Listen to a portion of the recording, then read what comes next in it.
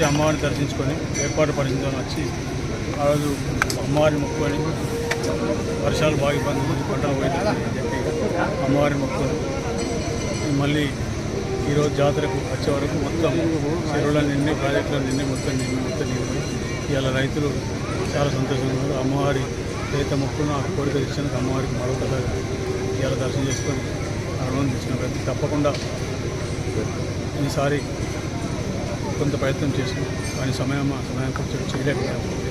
వచ్చే సంవత్సరం చాలా భారీ ఎత్తున ఏర్పాటు చేసి ఎంతమంది ప్రజలు వచ్చినా కూడా ఏ రకమైన సౌకర్యం కలగకుండా సౌకర్యాలు కలిగే విధంగా భక్తులకు ఏ రకమైన ఇబ్బంది కలగకుండా ఏర్పాటు చేస్తాం.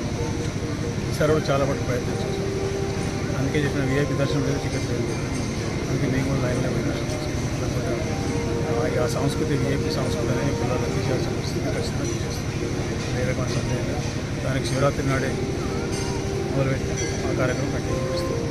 తప్పకుండా అమ్మవారి ఆశీర్వాదంతో మంచిర్యాల నియోజకవర్గం ప్రజలందరూ ఆయురారోగ్యాలతో అష్టైశ్వర్యాలతో సుఖ సంతోషాలు వాడి పంటలు అన్ని రకాల తప్పకుండా ఆ తల్లి ఆశీర్వాదం 100% ఇప్పుడే కనబడుతుంది. 5 రోజుల కింద వచ్చి ముక్కుని పోతే ముక్కును తెల్లారించే వర్షం వస్తుంది. ఇలా వారం కింద వర్షం నీకు నీళ్ళు చూసే పని ఇలా నీళ్ళు ఎట్లా పోతాయని చూసే పరిస్థితి తప్పకుండా తల్లి ఆశీర్వాదంతో మంచిర్యాల నియోజకవర్గానికి మంచిర్యాల జిల్లాకు అదే అన్ని రకాల మంచి జరిగి అభివృద్ధి కానీ సంక్షేమం కానీ జరగాలని